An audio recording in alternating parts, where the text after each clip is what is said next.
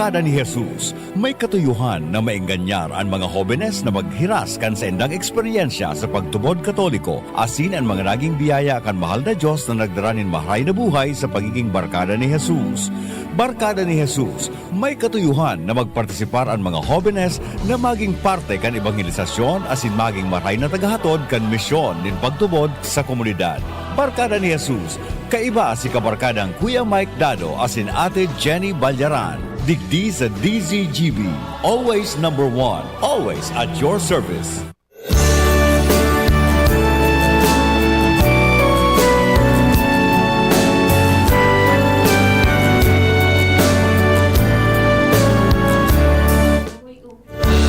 Uhoy! Maray na pagkahapon. Mainit-init po na pagkahapon po sa Sato Agabos mga tugang. Panibagong edisyon kang programang Barkada ni Jesus. Digdi lamang po yan sa DZGB. Aldaw nin Sabado, kaya mag-iribahan kita sa kudalas stress ng hapon. Ini po si Johnny Mati Balyaran, si Kuya Mike, siguro may piglakaw na importante. Actually, last week tapat siya di nakaibahan. Pero kung saan ka man, Kuya Mike, sana nagdadangog ka and feel free na magpadarakan sa imong mensahe. And of course, in behalf of Kuya Mike, makakaibahan tango niya ng pagkahapon si Ate Chris. Kamusta ka po, Ate Chris? Hello, Ate Jen. Magandang hapon po muli sa lahat ng naghinanyog sa tuyang programa. So, mainit na hapon, pero mainit din ang aming pagbati ng maray na aldaw sa Indogabos. Sabi nga, ikasabay kang sobrang init kasi El Nino na bagaan, sabi kang Pag-asa. Nagbuo ng El Nino these past 2 days lang siguro at ito. Pero masinga ni Ate Chris na mataanta na, so sobrang init ka mga nakaaging semana na kang mga nakaaging bulan. Ito pala may napuumpasa na. So garo patunay na nagiinit pa sana, Ate Chris. Kasabay kayo ng programa ta na minapuumpasa na as in nagiinit pa sana. Kaya pwede pong mag-upload mag-text sa 0938-891-5475. And saan man kitang ngunyan live, Ate Chris?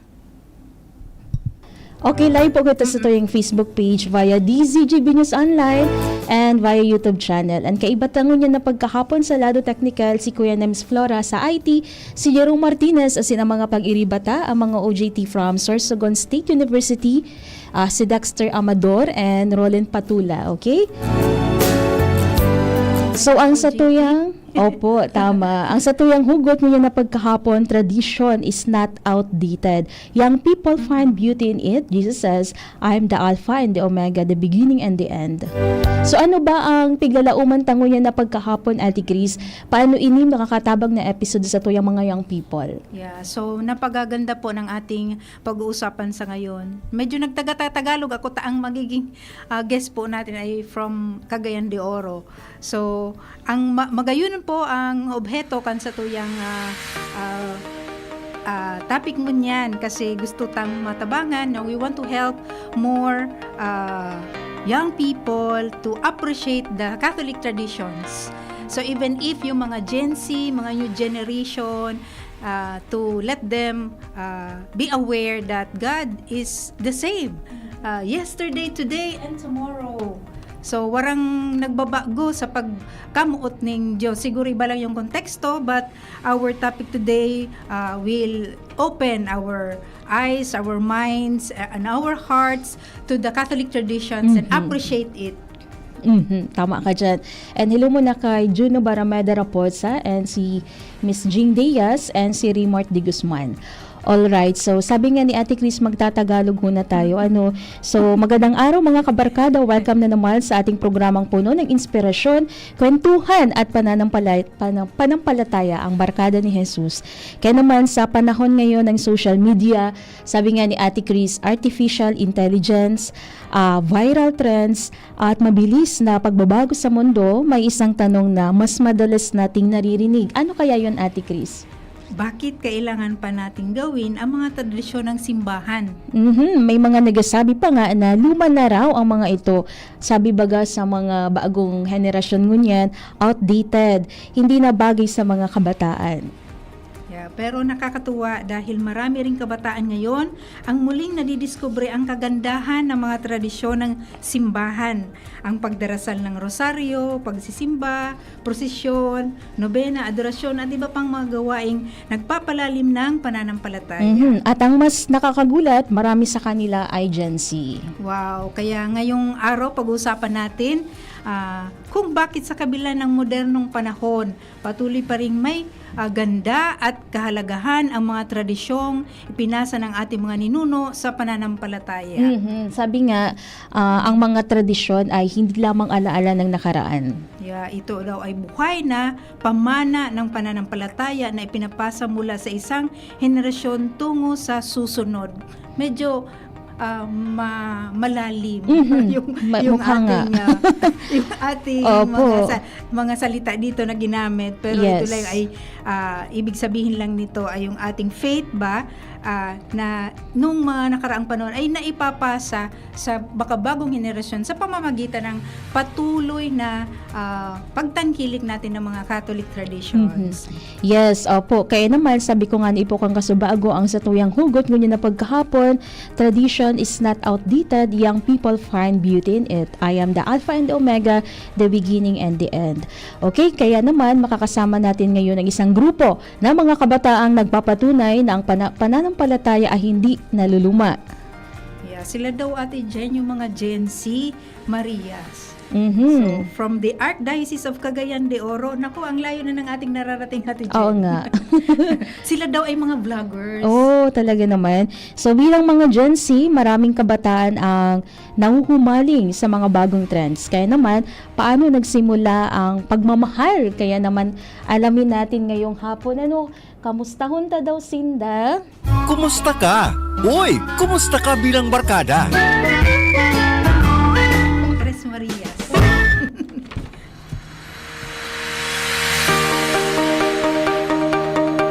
I-acknowledge muna siguro natin, andito na ba si Jay? Princess Abrigana? Ayun si Jay. Okay. Number 3.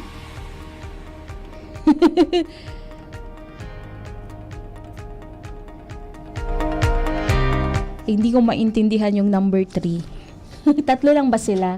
Tatlo pala mula sa Zoom. Okay. Sige. Ate Chris, pwede i-double check mo kung anong mga pangaran ng data. Di ko digdi nahihiling sa screen para di ko na digdi saro-saroon pa. Yan. So, isa nandito sa atin ay si Jay Marie Princess Abregana. Tama po ba? Yan. Hello, Jay Marie. Tama yung Marie? Okay. Bakit walang audio na pumapasok? Okay. Yan, mukhang Ayun. walang audio. Alright, once again, magandang hapon and welcome po sa ating programang Barkada ni Jesus. Miss J. Marie Princess Abrigana, kamusta ka? Am I audible? Yes, loud and clear. I feel so blessed this afternoon kasi hindi namin in-expect na maiimbitahan kami to be part of this program, and this is really a privilege to all of us na mga millennials and Gen Z vloggers kasi this is our opportunity to share our faith to the young ones, and we are so blessed and thankful this afternoon kasi na-invite kami, and this is our chance to share this faith and to be alive. Yan lang po.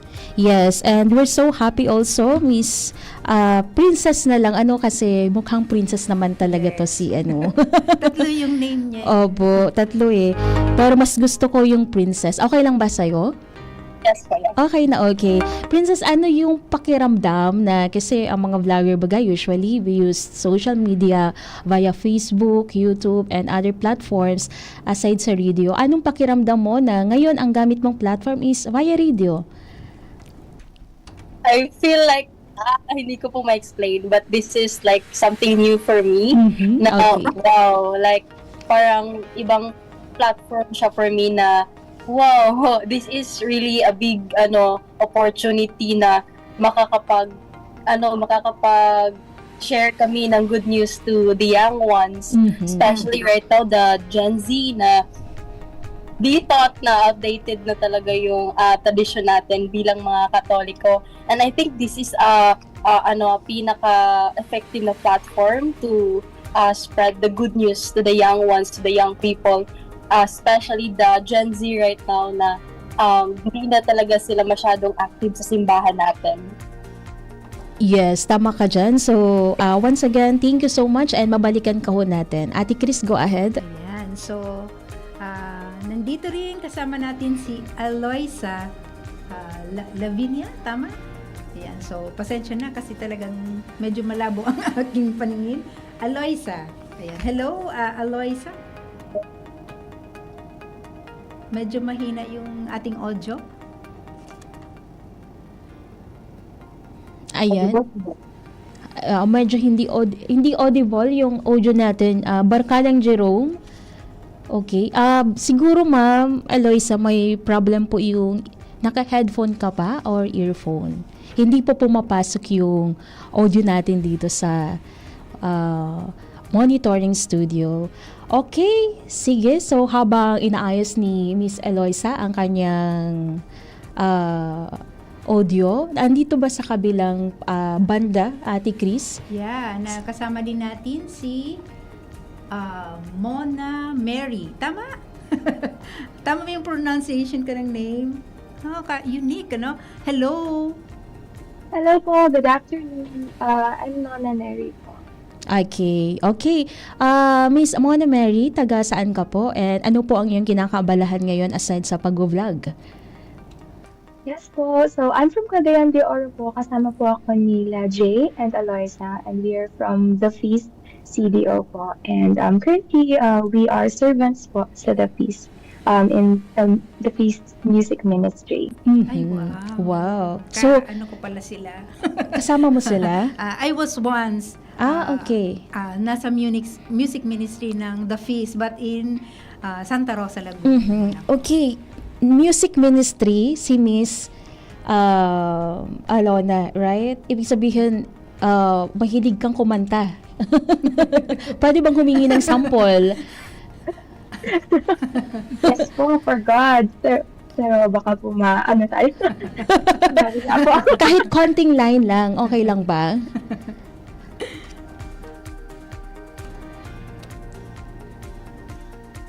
Ayan, nakamute Okay. ata. Medyo nakamute lang yung yung audio mo po, Miss Alona. Miss Mary. Mona. Mary. Miss Mona Mary. Naka-off po yung microphone mo. Okay. Sige, go ahead po. Go ahead po. Ano po ba? As I sing my heart's thanksgiving and my eyes look heaven God. Ayan, the best. Nasampulan tayo. Talagang nasampulan Thank tayo. you. Ate Chris, member ka pala nila before. Ano ko sa pero naaraman? malaki kasi yung the fee, so iba't ibang parte ng Pilipinas and even abroad. Mm. So that's founded by Brother Bo Sanchez. Okay. So yun ibig yung sabihin, ministry ko. nagkakanta ka din. Natawa ako tigulukan. Okay, thank you so much, Miss Mary. Okay, so balikan na natin si Miss Alona. O baka okay naman na yung Aloysa. Yeah, Okay. Good afternoon po. Good afternoon. Makinig po yung audio. Yes, okay na po ngayon. Okay, please introduce yourself. Go ahead po. Hello everyone, my name is Aloysa Lavinia. I'm also a friend of Miss Nona and Miss Princess. We're also serving din po sa The Feast. Okay, so parang baka gusto mo din sumampol. Okay lang ba? Kahit ilang line lang. Pwede po, if it's for God. Okay, sure. Go ahead po.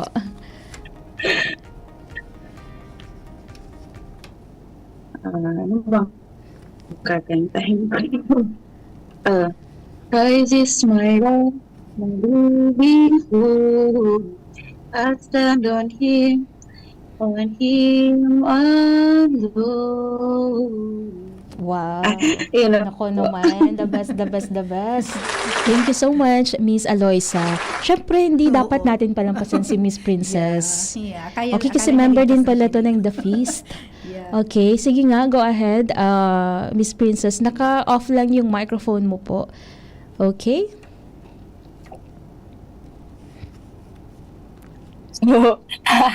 Okay, wala pa lahat ng exemption. Wala po talaga. Surprise! Okay. Oh Diyos, ikaw ang laging hanap. Yan, Ganda basta. naman ng mga poses nila. Isa yun sa mga sa popular song digdi sa Catholic churches, Yes, right? Oo. So, once again, thank you so much po. Ngayon pa lang nagpapasalamat na kami. Siyempre sa oras, panahon na ibinigay ng ating mga guests ngayong hapon sa episode ng Barkada ni Jesus, dito lamang po yan sa DZGB.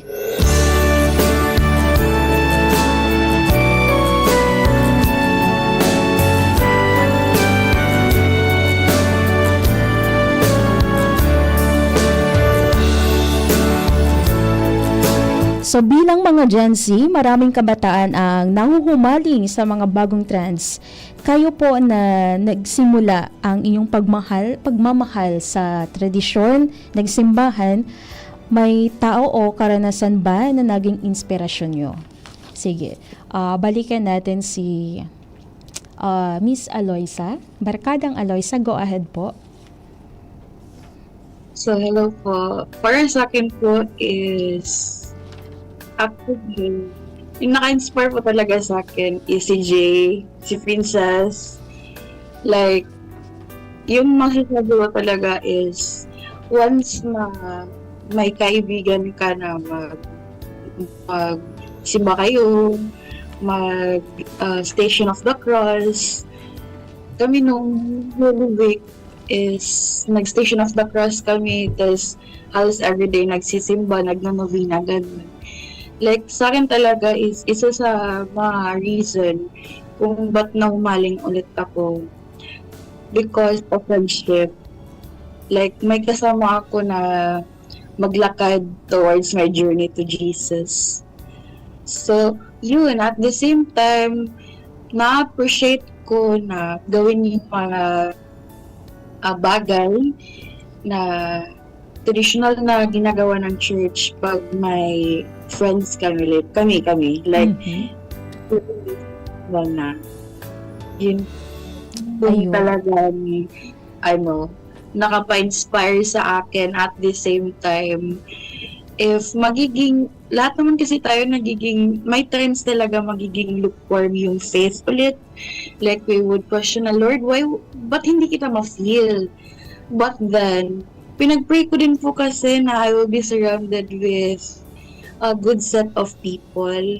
And then, I'm just so grateful that God blessed me with the right set of people. Kasi whenever I don't feel Him, is yun, like, i-ask nila ako na we would go to confession, we would go to church, ganun po.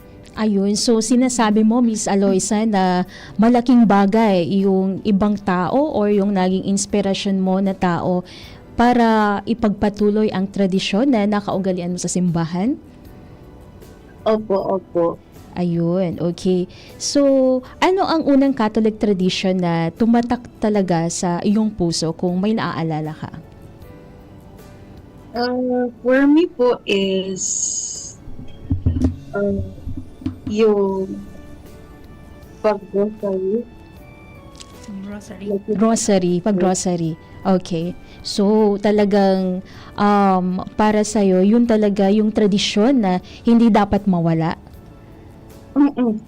Yes, opo. But talaga, kasi whenever, ilang beses na din po kasi ako nag-ask ni Mama Mary, like, as in, like, ilang beses na po talaga na feel ko talaga na actually doing this. Oo. Parang may mga prayers ka na sinagot through rosary. Tama ba? Wow. So, alam.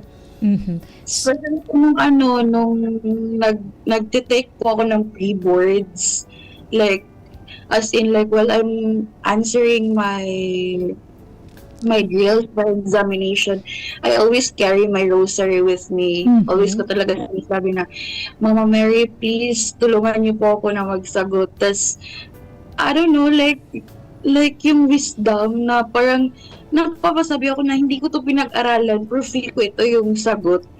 Tas, yung score ko that time is, like, as in like, nasa passing score lang po talaga siya. Mhm. Pero ipinagpasalamat mo kasi pumasok.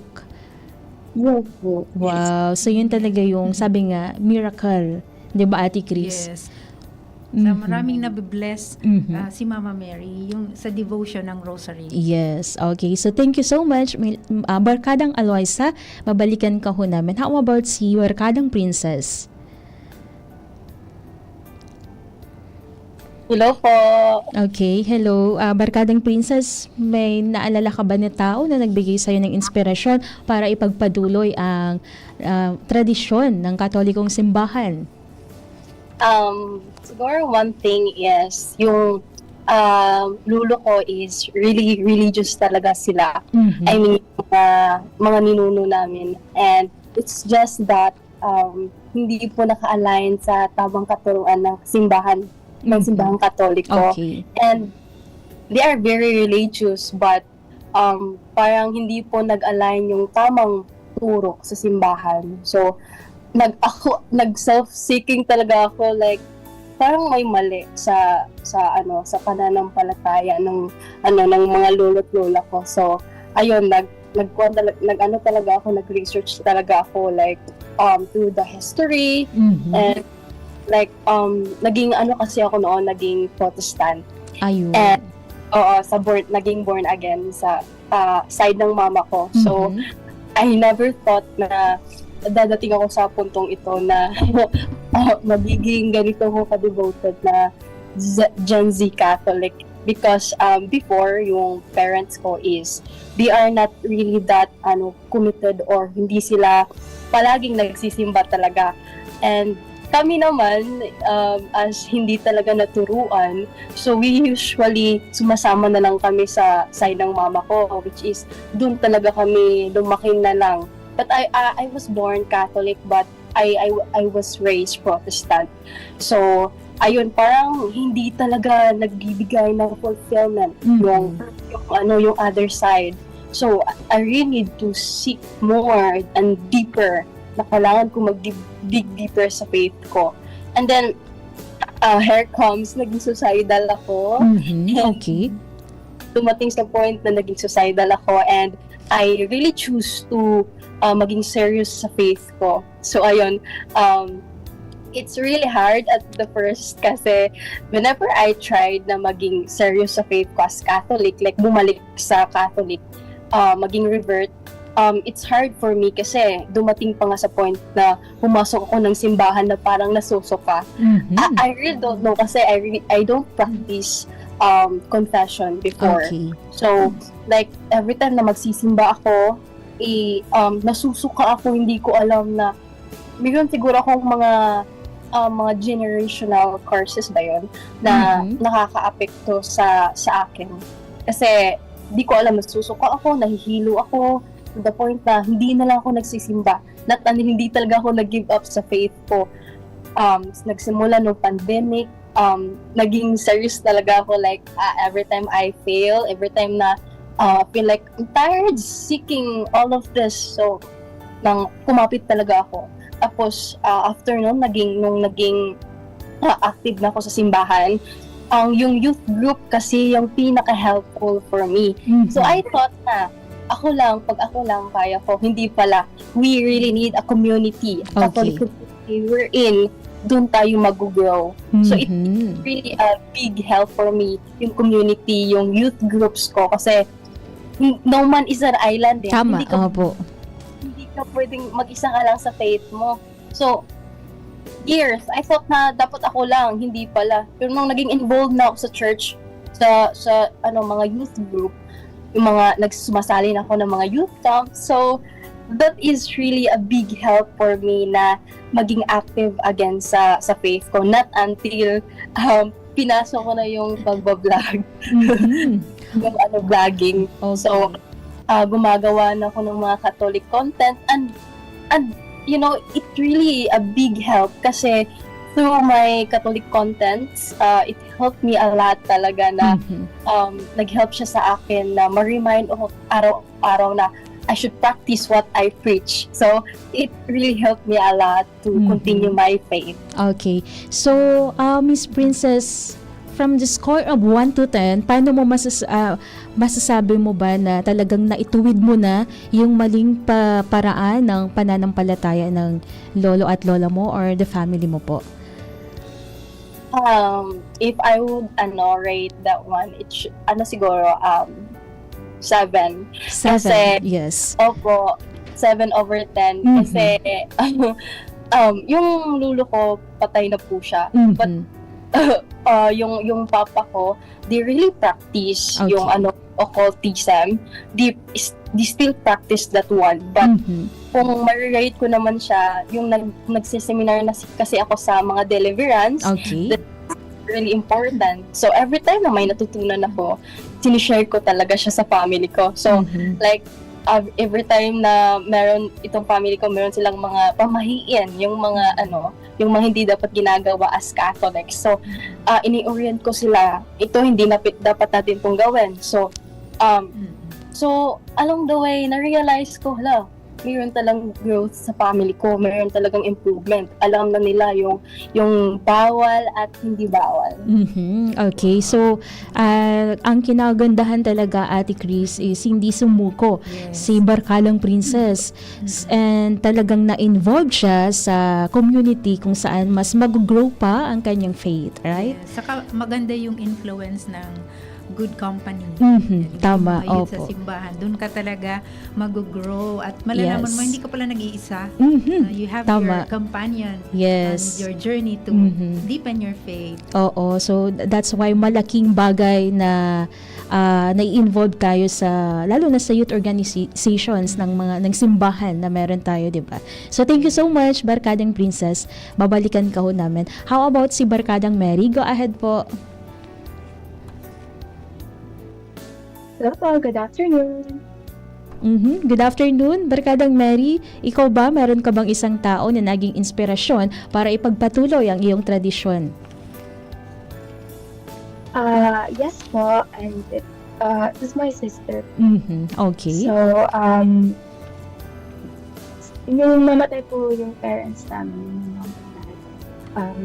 I became distant to God. Mhm. And there was also a point when I became suicidal then like Jay. Mhm. I started seeking for like companions kasi as an introverted individual, mahirap kasi talaga to like face group on your own. So I joined different religions and ang purpose ko nun is just for friendship. It's not even for God. And it always, parang lagi akong at the end of the day, pag umuwi ako sa bahay, sinasabi ko lagi na parang may clue.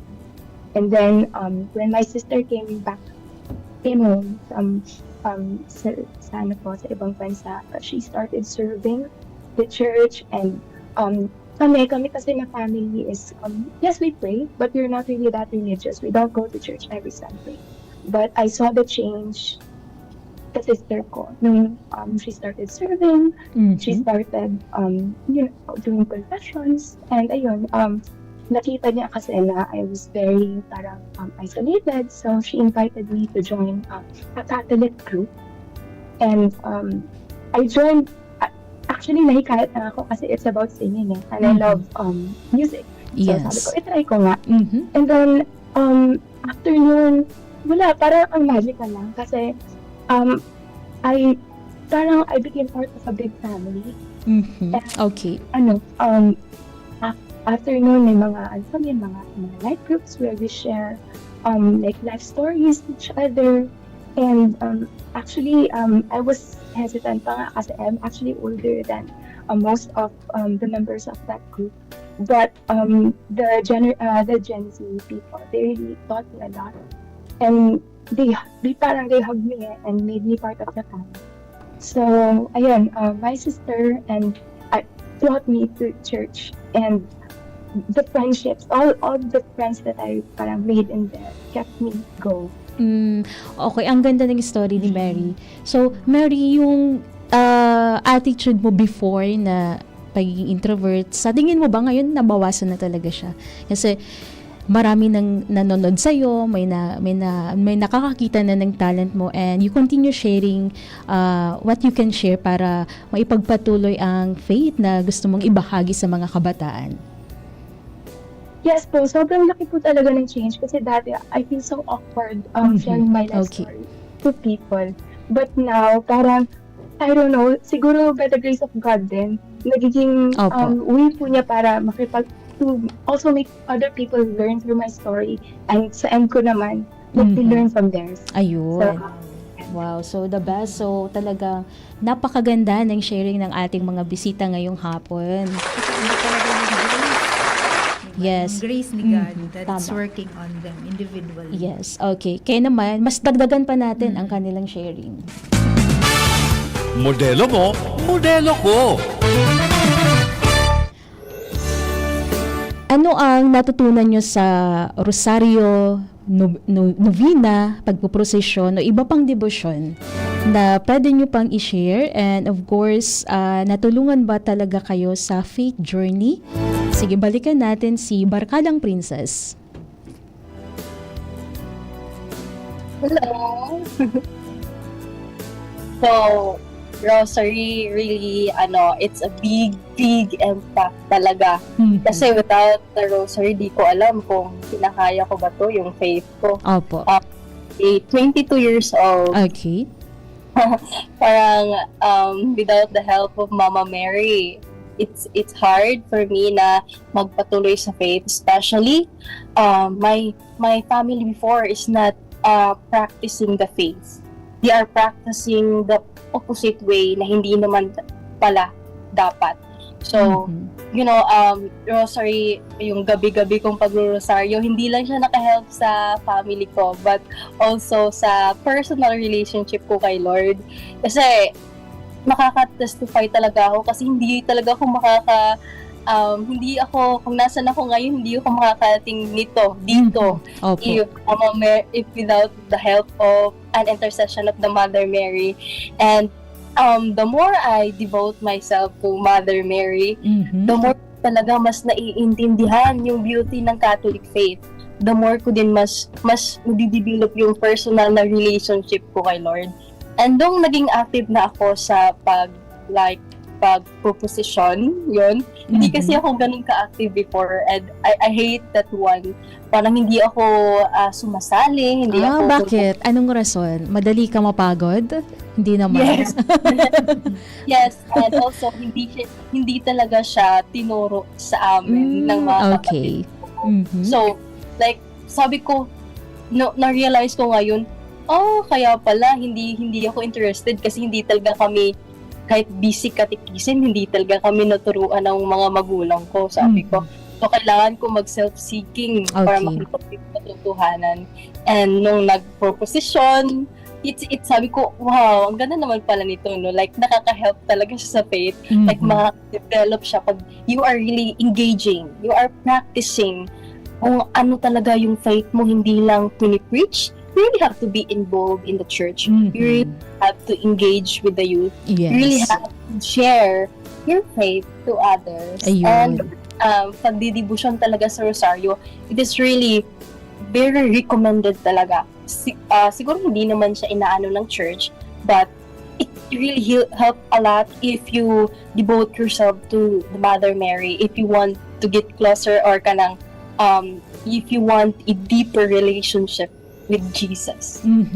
Ano usually yung paraan mo, Miss Princess? Kasi sa Gen Z, ang iba sinasabi na hindi na ako nakakapag-grocery kasi maraming ginagawa, busy sa work, nag-aaral, pero ikaw, nasisingit mo or talagang naglalaan ka ng oras para dito. Ano yung naging pasistema? Before, naging active ako sa faith in my second year college, nag-revert ako sa Catholic faith. And hindi ko talaga bet mag-pray ng rosary before. Okay. Like I feel like tired ako. I mean, pag pagod ako galing school or galing sa klase ko, sabi ko, mafe-feel ko talaga na I don't wanna pray the rosary. Kasi pag pagod ka na, you will really spend time, 30 minutes to Yes. pray the rosary. Mhm. So every time kasi na nagpe-pray ka, it's really satisfying. Nakakatulog ka ng mahimbing, Mhm. and you really it's like placing yourself to the mantle of Mother Mary. Mhm. Parang you're really safe. You feel a protection. Matutulog ka talaga ng mahimbing, matutulog ka talaga ng walang iniisip. And every time na hindi ako nagpe-pray ng rosary, binabangungot talaga ako, and Mhm. Okay. I have this yung nananaginip ka na hindi ka makagising, na gusto mong sumigaw, Mhm. maggumalaw, pero hindi ka makagalaw. But every time I pray the rosary, hindi ko talaga nararanasan yung mga ganun, yung mga sleeping paralysis. Mhm. Kasi I have this dreams na yung demonyo sinasakyan ako, yung ganun. Yes. Opo. So, yung nag-devote na talaga ako sa rosary, sabi ko, kailangan ko i-devote yung self ko. Hindi naman talaga tayo perfect, but every night, tinatry ko talaga na i-devote yung self ko kay Mama Mary. And when I started na mag-pray na ng rosary lagi, grabe yung testimony ko as an individual Catholic, kasi nung nag-start na talaga ako, lagi ako hindi na mga bad dreams yung mga napapaginipan ko, kundi na talaga siya, like si Mama Mary, Mhm. like Ayun. snake, inahabol ako ng ahas, tapos papaginipan ko si Mama Mary andun, Okay. parang Sinave may ka. mantle na nakaprotect sa akin. Wow. Mhm. So, it's like every time na ginagawa akong guest speaker sa mga simbahan, sa mga YouTube groups, sinishare ko talaga, you really need to pray the rosary. Yes. If you Mhm. want to get closer to Jesus, to her son, you Mhm. really need to ask Mary's help. Ayun. So, ang pagro-rosary pala, Ate Chris, hindi lang siya nakakapagpalakas ng pananampalataya. Praying rosary saves lives also. Yes, and Mhm. it fights the devil around Mhm. us. Totoo 'yon kasi Yes. also in my experience, I can relate with Princess kasi she's also into deliverance. Mahilig din kasi ako Okay. to research on that. What makes a person in prison, Mhm. na yung gustong-gusto mong magbago, gustong-gusto mong you want to get closer to the Lord, Mhm. pero andyan din si Taning, talagang Oo. he will try to deceive you Yes. and entice you. Mhm. Pero pagka nakakapit ka kay Lord, at Mhm. lalong-lalo na Wala si devotion Taning. kay Mama Mary, Mhm. that is really very, very effective. Mhm. Yes. Yung praying of the rosary, very powerful. Opo. And talagang mahirap yung sleeping paralysis. Tama ba? Oh, Na-experience mo na ba yun? Naranasan Diba? ko din yan. May mga taong hindi nakakalampas sa ganun na experience. So, thank you so much, Barkadang Princess, for sharing your story, and talagang nakaka-inspire. So, ganun pala yun. Hindi lang basta-basta tayo mag-pray na. Yes. May pahabol lang akong question. May schedule ka ba sa pag-rosary? Or anytime kapag na-feel mo, okay, mag-pray ako ng rosary? Wala po kung yung proper talaga na scheduling, but Mhm. every 8 or 9 p.m. Okay. Yan talaga yung, like, before mag-sleep, yan talaga yung schedule ko po na mag-pray, like before talaga mag-sleep. And then there are times po na mga daytime nag-pray ako. Ayun. Okay, thank you so much, Barkadang Princess. How about si Barkadang Aloysa? Barkadang Aloysa, sabi mo kanina, ang isa sa tradisyon sa simbahan na talagang andyan sa'yo is ang pagro-rosary, 'di ba? And kasabay na dyan yung vlogger ka rin, 'di ba? Okay. Ano ang sinasabi ng mga friends mo? Kasi usually, kapag active tayo sa ganito, sa mga tradisyon ng simbahan, yung ibang friends natin, tinatanong tayo, ba't ka dyan active? Kumaga, hindi nila tayo naiintindihan. Ano yung nagiging way mo para malabanan ang ganun na reaction? Naririnig mo ba ako? Yes, opo. Loud and clear. Go ahead po. Actually po, prior talaga ako naging strong sa faith ko is I am one of those people who are lost. Mhm. Like, whenever I go to church is parang every Sunday, like, yung family ko talaga is nagsisimba every Sunday. Like, I would view it before as, Sunday na naman, like, gigising na naman ng morning, nakakapagod, like, ganun. At the same time, yung family ko din kasi is nag-rosary din kami. So, sabi ko na parang that time, hindi ko pa siya masyadong na-appreciate. Like, I am one of those, I would say as church mockers, Mhm. like, that type of stereotype na, nagsisimba ganyan, tas ganito naman yung ginagawa. I'm one of those people, but through the grace of God, with the help Okay. of Mama Mary, Mhm. parang dun ko talaga na-appreciate. And like, my friends would tell me na, uy, bago ka na, ganito, ganyan. Sabi ko na, yung malaking factor talaga na nakatulong sa akin as I journey my faith towards Jesus is yung community. Like, dyan talaga ako nag-grow spiritually. Mhm. Like, actually, nung una pa nga is, like, even the church, like, magbibigay ng pera, ganito, ganyan.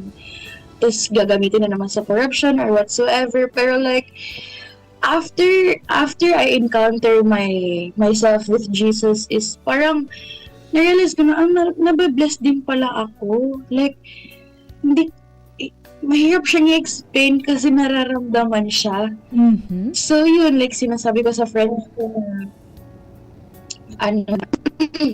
like, ini-invite ko sila sa community. Tapos, yung nakikita ko kasing factor when it comes to youth is, yung ma-feel nila na welcome sila. Mhm. Na they Okay. are loved, that Yes. they are seen. So like, doon that time, may isang friend na ako may isang friend ako na na-invite ko din sa community. At the same time, parang nasabi niya, parang na-understand niya na-understand niya yung feeling na na-feel ko whenever I pray the rosary, gano'n. Kasi sinasabi ko sa kanya na, Day man kasi yung tawagan namin, like, Day, let's pray the rosary together. Like, minsan siya pa nga yung nag-i-invite, gano'n. So, dun, like, with the friends, with the right set of people around me, parang, like, dun ko siya mas na-appreciate at the same time, instead na masabihan ako ng ganun, pag makikita ng iba na may kasama din akong youth, is nahuhumaling sila. Okay. Ganun po.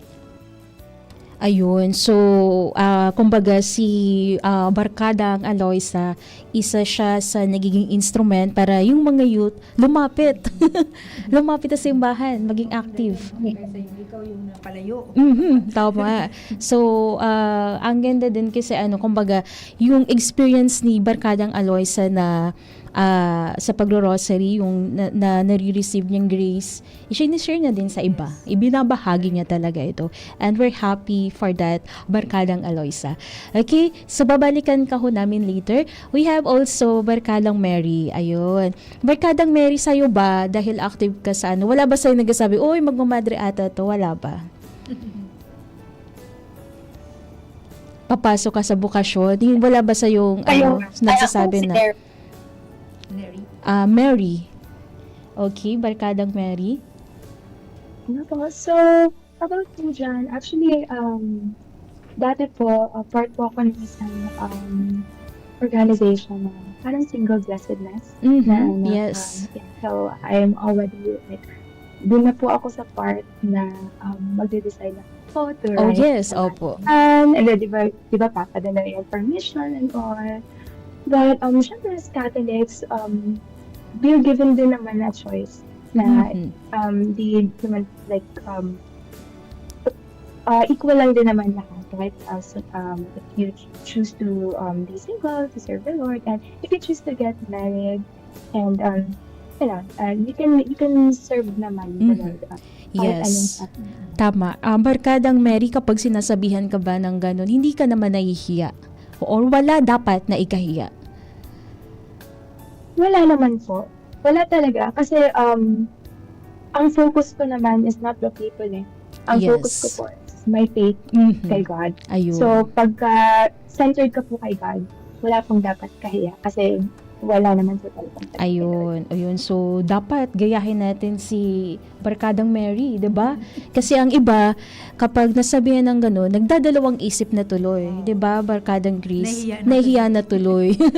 So, Barkadang Mary, ano ang sinasabi mo sa mga nagsasabing luma na ang tradisyong ito? Halimbawa, yung pagro-rosary, yung pag-attend ng novena, yung pagproprosesyon, at iba pang debosyon. May naka-encounter ka na ba na may nagsabi na sa'yo na, ay, luma na ang ganyan na tradisyon? Yes po, marami po, especially sa generation ngayon na very yung dati na yung technological advancement. People kasi, they always look for proof eh. For every- Yes, opo. Na if you really have God, can you show me like a proof na He's really here? Mhm. And then for me kasi, faith with, if you rely on proof, it's not faith at all. Okay. Kasi faith is something na andyan eh, even without evidence, without proving. Maraming evidence, maraming proof. But for me kasi, it's a personal transformation eh. Hindi mo siya basta-basta lang, yeah, you have testimonies wherein you share to people and they get inspired. Pero people, of course, we all want na tayo din makakita nun eh. And we can't see it dire-diretso lang. Ayun. We have to first experience it and go through the process for us to be transformed. Kaya mahirap po sa sabihin lang easily na ito na-transform ako ganito, baka kayo din. Pero tapos sila, they would always want the result immediately. Pero if they just stay patient and really go through that process, matagal siya. But it's really Yes. So, sinasabi mo, Barkadang Mary, na maganda na na-experience natin talaga yung resulta para yung experience natin na i-share or kumbaga yung story na, yes, na-transform ako is parang makatotohanan talaga sa iba. yes po. Ayun. Dapat ma-experience ko that. Kasi Yes. iba-iba naman. Opo. Para hindi lang puro kwento, 'di ba, Ate Chris? Opo. Saka mahirap iparamdam sa Mhm. mga sa sinisharean mo yung reality Mhm. conversion mo. Pag hindi mo talaga siya Na-experience. na-experience. Yes. So it will be very shallow. Opo, tama. So parang may gustong sabihin yung dalawa, parang nagpuprotesta. Sige nga, balikan natin si Barkadang Aloysa. Go ahead. Pag may na-encounter ka na ba, nagsabi na, ay, luma na ang ganitong tradisyon. Ano usually ang iyong reaction?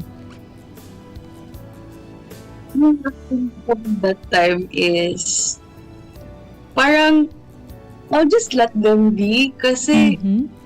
yung boy at hindi talaga nag-practice ng traditional, like nag-practice talaga ng Catholic faith before is like hindi siya ma-explain po kasi nararamdaman siya. Mhm. Like, Okay. lalo na yung pag-station of the cross.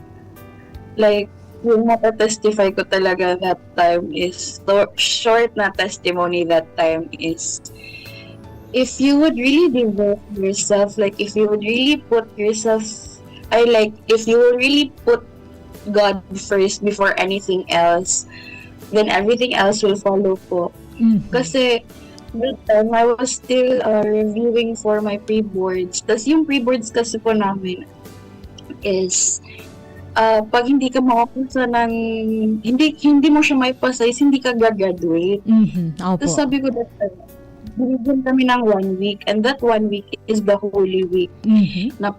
Kung sa Holy Week, hindi ako mag-study that time, pero sabi ko na, Lord, yung week na to ilaan ko para sa'yo. Kasi yung week talaga is para to sa'yo. Like, hindi ko siya dapat haluan ng academics or something. But Lord, alam mo na hindi ako nag-study. Alam mo talaga how unprepared I am. But I will really keep my faith to you. So yun po, like, that time, halos everyday kami nagsisimba. At the same time, nag-walking rosary kami. Nag-fasting din po kami, ganon. Tapos, yung for that time is by the next week na. Tapos that time is like yun na yung deliberation namin. So like malalaman na namin if sino yung papasa tsaka hindi yung makakagraduate. Tapos I was really oh my gosh, Lord, like hindi talaga ako prepared ganun. Lord, ikaw na nagsabi mismo na ask with a faithful heart and you will. So yun po talaga yung pinanghahawakan ko. Tapos Okay. with the grace of God, very unexpected po na nakagraduate po talaga ako with the help of that po. Ayun. So, talagang natupad. At walang imposible sa prayer. Ayun. Ayun. Thank you so much, Barkadang Aloysa. Okay, balikan natin si Barkadang Princess. Okay, go ahead po. Ano nga po yung question? Opo. May na-encounter ka na ba na nagsabi na luma na ang mga tradisyon ng pagrorosaryo, prosesyon, novena at iba pang tradisyon na meron ang katolikong simbahan? Kapag may na-encounter ka na, oy, luma na ito, luma na yan, bakit ka pa nagaganyan? Anong usually ang reaction mo? Actually, I act like, okay, kung ano kasi yan personal encounter yan. Yes, opo. So, when you personally experience the result of doing it, makakasabi ka talaga na, ay, hindi pala ito luma. Ano talaga, effective pala to. You know, especially pag nasa yung experiences na masasabi nating ang hirap na talaga. Wala ka itong makakapitan kundi yung sinasabi nilang luma. Yes. Which is praying the rosary talaga. And yes, naka-encounter na talaga ako, especially sa mga Protestant. Hindi masyado sa Catholic, but mas naririnig ko talaga siya sa Protestant. Since I've shared na yung family ko, yung mother side ng family ko is they are Protestant, so lagi ko talagang naririnig na, uy, luma na yung mga rosaryo na yan, mga tradisyon nyo. Why not daw? Oh, just join to their denomination. So, Okay. it's really a challenge for me. Opo, tama. So as someone na nung bago pa lang akong Catholic, nakikipag-debate talaga ako. Yes. Pero nung nag-mature na ako sa faith ko, okay, I just let them say whatever they want until they experience what I experience. Okay. And we're so proud of you, Barkadang Princess, kasi kumbaga nakikita talaga namin na talagang malakas na, matatag na ang faith mo as a Catholic. 'Di ba? Barkadang Ate Chris. Okay. Hindi na talaga siya matitina. Yes, tama ka. Yun naman talaga yung maganda. Anyway, Barkadang Princess, Barkadang Aloysa, and Barkadang Mary, babalikan namin kayo later. Magko-commercial muna tayo. Hanap buhay muna tayo. Oras? 3 minutos bago mag 2:00. An oras hatod sa Indokang. Plemex for Kids. Mommies, agapan agad ang ubo at plemang nakabara. Pambatang lagundi. Plemex! Ginebra San Miguel. Tatak ng tapang. Tatak Ginebra. Jericho Rosales po. Ibang level na tayo. For liver health, Silimarin plus multivitamins Liverade Pro. I take it every day with proper diet and exercise. Ang Liverade Pro ay maaaring makatulong sa proteksyon ng atay at support and aid sa treatment ng chronic inflammatory conditions tulad ng fatty liver. Mag-liver up na! Silimarin plus multivitamins Liverade Pro. Silimarin plus multivitamins is the generic name of Liverade Pro. If symptoms persist, consult your doctor. Proteksyon at tulong sa atay, Liverade Pro. May Silimarin, may multivitamins pa. Liver up na tayo with Liverade Pro.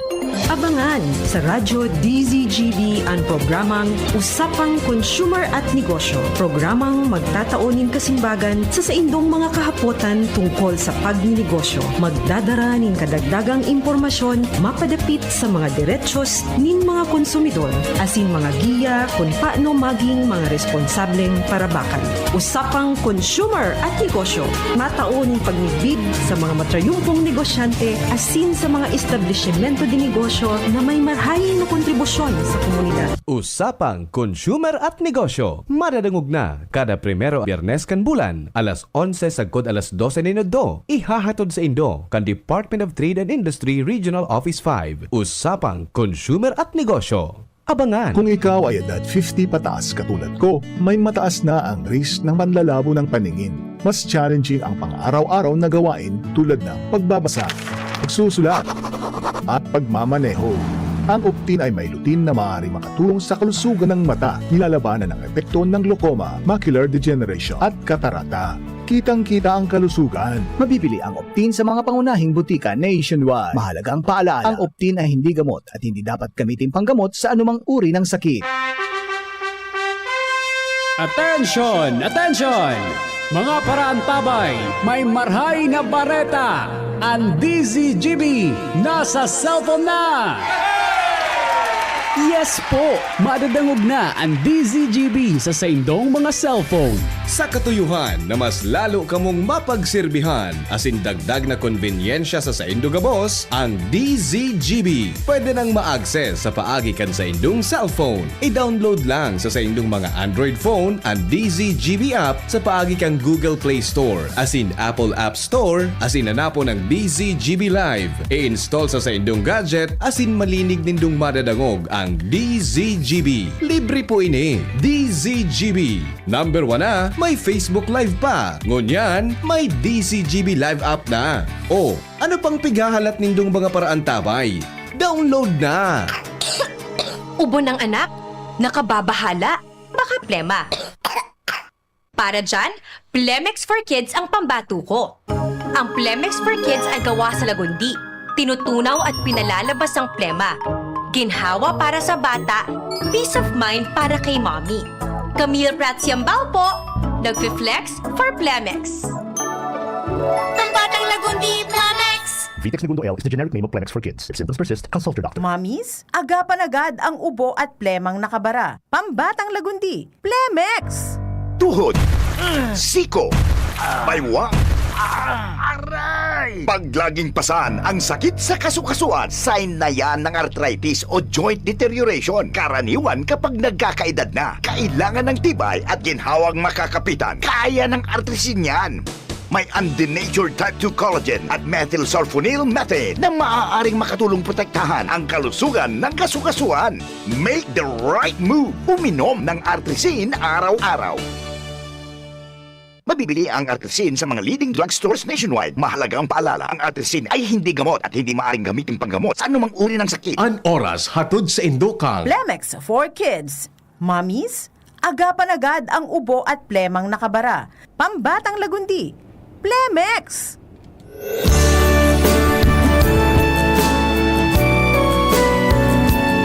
Okay, balik na po kita sa tuyang programang Barkada ni Jesus. Kamusta unta muna sa tuyang mga kabarkada na nagdadangog mo niya na pagkahapon. Hello muna kay Gerald Aranya. Good PM po. Happy listening kay Brother Alwin Aranya. Tito Don Agripa here at Aranya Residence po sa Barangay 33 Peñaranda, Legazpi City. Good afternoon man kay partner Kuya Bert listening. Thank you so much Kuya Bert.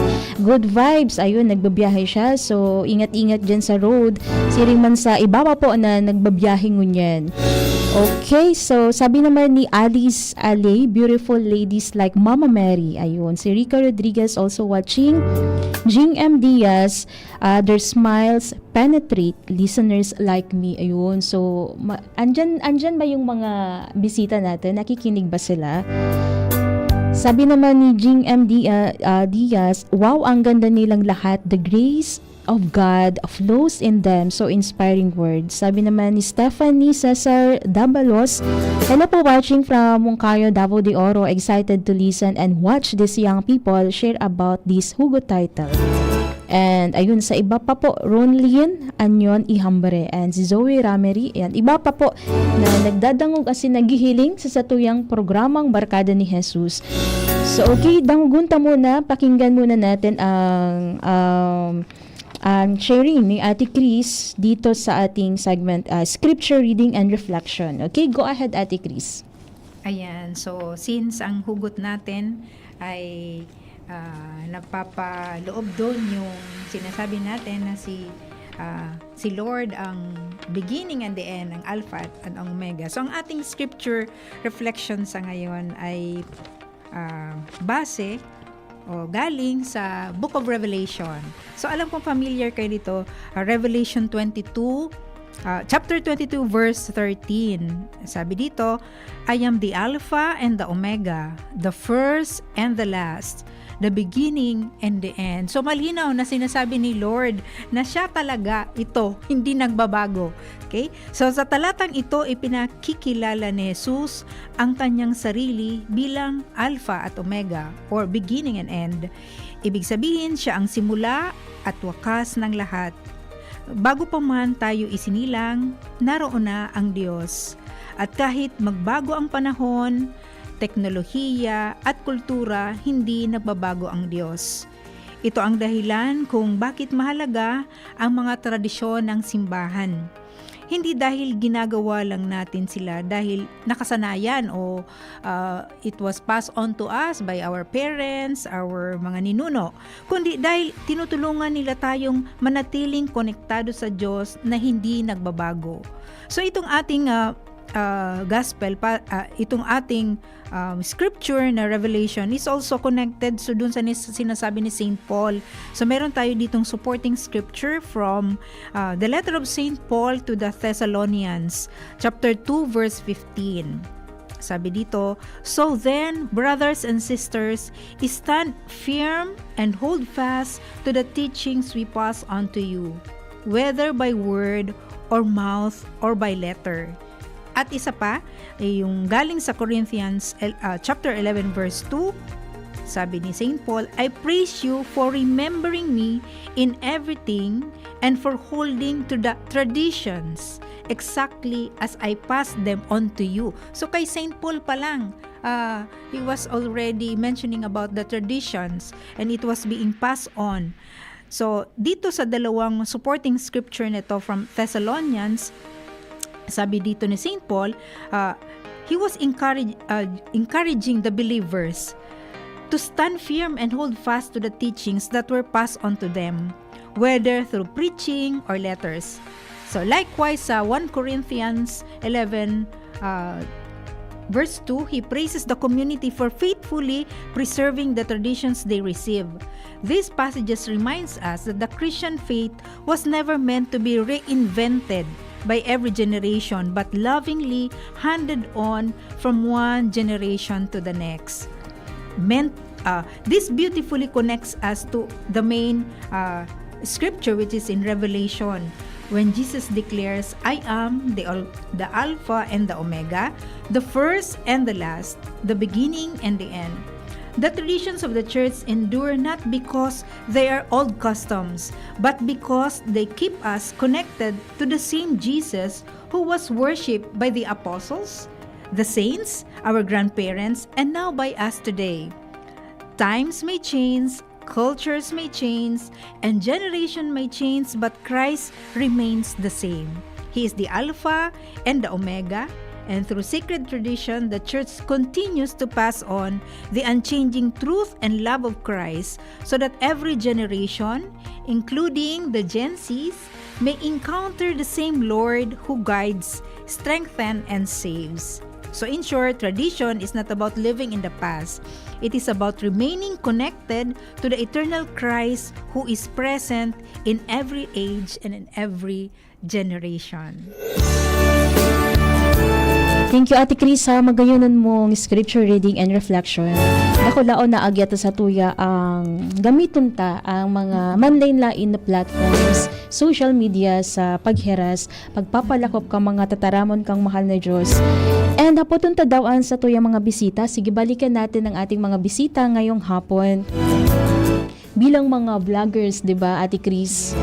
paano kaya nila napapanatili ang pagiging firm and ang patuloy na pag-share ng teachings of God through social media, through different platforms, 'di ba? Sige, balikan nga natin si Barkadang Princess. Hello mga kabarkada. Okay, go ahead. Ano nga yung question? Paano? Opo.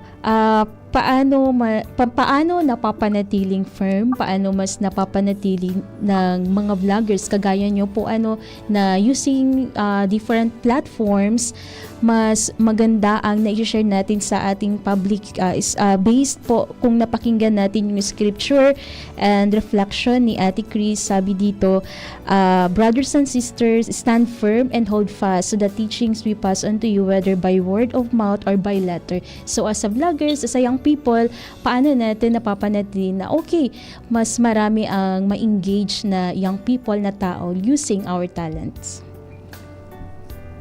Okay. Before ko pinasok ang social media, hindi talaga ako extrovert. I am an introvert. Yes, opo. Yes. So, pero ang hirap maging introvert, 'di ba?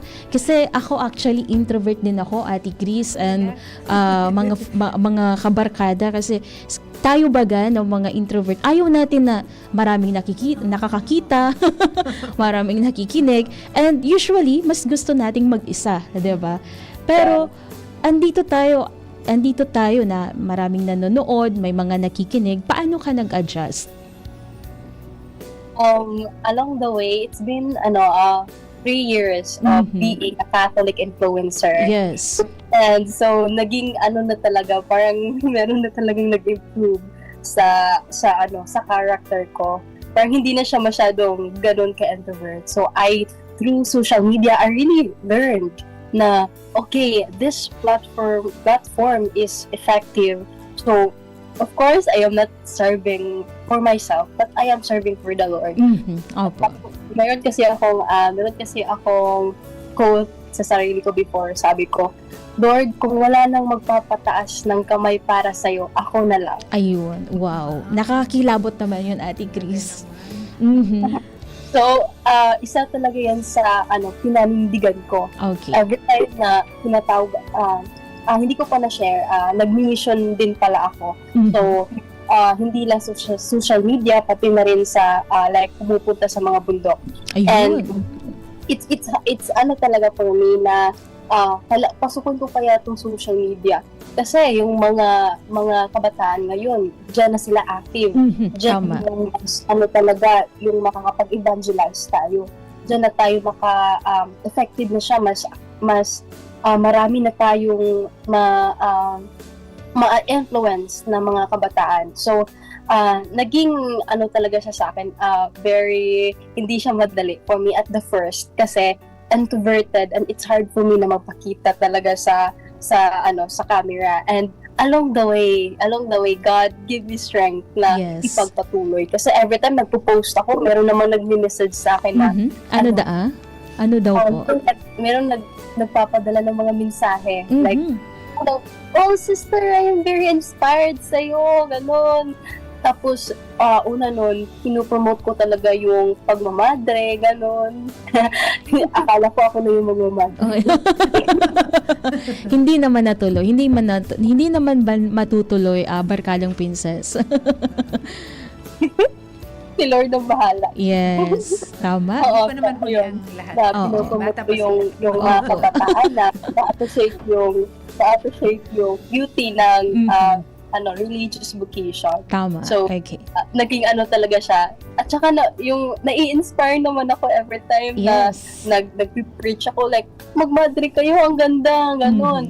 At what's surprising is yung mga, akala ko ako yung magmamadre na talaga, mas nauna pa magmadre yung mga kasamahan mo. Akala ko, yung mga sinabihan ko magmadre. Sila na sa kumpento na sila ngayon. Ako, andito. Still, hindi ko alam. Siguro, calling to me, Lord, na dito na muna ako sa labas. Social media, dito talaga madali. Ang daming criticism. makaka-experience ka talaga ng discrimination. Grabe, halos nung baguhan pa lang ako sa social media, hindi yung mga comment ng mga tao, especially yung mga Protestant, ang sasakit noon. So, kailangan ko talagang maging stand firm. So, pinasok ko to, kailangan ko to panindigan. And I have to do it with love because I'm not serving for myself but for the people and for the Lord. Yes. So, yan yung pinanindigan ko. Kailangan kong ipagpatuloy to. So, minsan naman kapag, I feel like ubos na yung yung socialization ko sa social media, nag-deactivate naman ako, nagpapahinga ako. So, kailangan din natin ng pahinga. So, after weeks or months, babalik na naman ako kasi kailangan natin mag-recharge kay Lord. Hindi pwede na give lang tayo ng give. Opo. Kailangan din natin maka-receive. So, sometimes nauubos din yung battery ko talaga. Yes. So, yun. hindi madali kapag pinasok mo yung social media, kailangan matatag ka. Kailangan strong Catholic ka talaga. Kasi ngayon, yung dumadami na yung mga followers ko, dumadami din yung hate sa mga comment section. Marami na din yung basher. But I realized, maging mature na ako sa faith ko, grabe, the more na nakakalisib ako ng mga bash, the more ako nagiging strong. And yes, tama. Give me strength na kailangan ko itong ipagpatuloy. Hindi na kailangan pansinin yung mga haters and bashers. And ngayon, masasabi ko talaga na magandang platform ang social media. Pinasok ko na ang pag-TikTok, pinasok ko na ang Instagram, yung Facebook, for this content lang talaga, for Catholic content lang talaga. And nakikita ko really effective kasi yung mga kabataan, nagme-message sila sa akin, ate, yung pagbelo, paano, saan ba makakabay ng belo?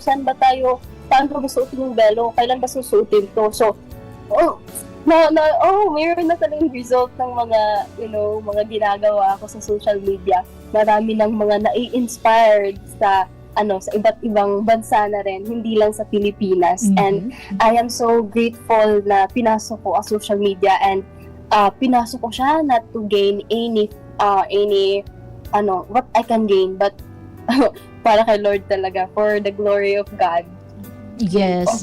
Opo. And maganda yung punto, Ate Chris, ni Princess, na kailangan mag-recharge. Kasi you cannot give what you don't have, diba? Hindi tayo makakabigay sa iba kung wala naman tayo nun. So, we really need also to recharge, magpahinga, para kapag bumalik, 100% na naman ang energy. Tama si Ate Chris, mas malakas, mas matibay ang comeback. Ayun. Okay, how about si Barkadang Mary? Okay. Yun. Sige. Same question, Barkadang Mary. Go ahead po. Hello po. So sa akin naman po, I really consider social media as a very powerful platform po to encourage the people, especially the youth, to be closer to God. Ako po, I just share personal stories on and some miracles po that I experienced. And nakakatuwa lang kasi people are also messaging me on and sometimes po may mga after when may nag-invite sa akin for a coffee date kasi and then nag-share din, nag-open ako then about sa life nila kasi nakaka-relate sila. Then aside from Facebook, I joined the seminar then in book writing, and I am now writing a book po about God, how religion is transforming me. So I really consider it really transformational, especially on my end po na the first actually the one that I'm writing is the book that I'm writing is my journey and letting go and letting God take over po sa parents ko when they died. I started before I entered the Catholic group po. Hindi pa matapos-tapos. Kasi yung mga nire-write ko is just about yung yung relationship ng family, focused talaga sa mama, papa, sister ko. But when I joined the Catholic community po, naiba yung center na naging si God. And with that, mas na-inspire po ako to write more. And hopefully, ma-finish ko siya. Hopefully, I can share it with you po. Yes. And, opo. yun po. Insight po. Oh, kami mismo naniniwala na matatapos yon, Sister Mary. Diba? Okay. So, anong masasabi mo, Ate Chris? May follow-up question ka ba kay Barkadang Mary? Sobrang na-inspire lang ako kasi writer siya eh. Oo. So, siguro lahat nung nafe-feel mo. Baka sometimes kasi yung, sabi nila, yung mga introvert daw, most of them are writers. Yes. So, mahilig mag-journal. Tama. Mahilig ka mag-journal. Yan. Tapos, and you end up being a writer. How I wish ganun din ako. Oo. Parang nai-express talaga sa pagsusulat. Diba? Na-express Experience. lahat ng emotions mo, lahat nung yung nararamdaman mo. And ako I'm really fan of reading yung mga personal experiences na nasa book, yung mga testimonies. Opo. Kasi doon din nag-grow yung aking faith. Yun, oo. And hopefully kapag natapos na ni Barkadang Mary ang kanyang book ay makarating din dito sa Legazpi and makaabot dito sa DCGB. Baka mabasa namin, di ba? Kahit hindi printed. Yun. So, thank you so much. How about si Barkadang Aloysa? Ayan, kanina pa siya nakangiti at sa tingin ko ay handang-handa siya sa mga isasagot niya sa isi-share niya. Okay, go ahead po. Ano po yung question? Say, about po is are we okay. Hello. Medyo hindi okay yung audio ni... Okay. Go ahead, Barkadang Aloysa. Ayun, walang audio. So, ako kasi po, wala. Ayun, okay. Sige, try again. Okay, subukan ulit natin. Ayun, sige. Go ahead po. Go ahead.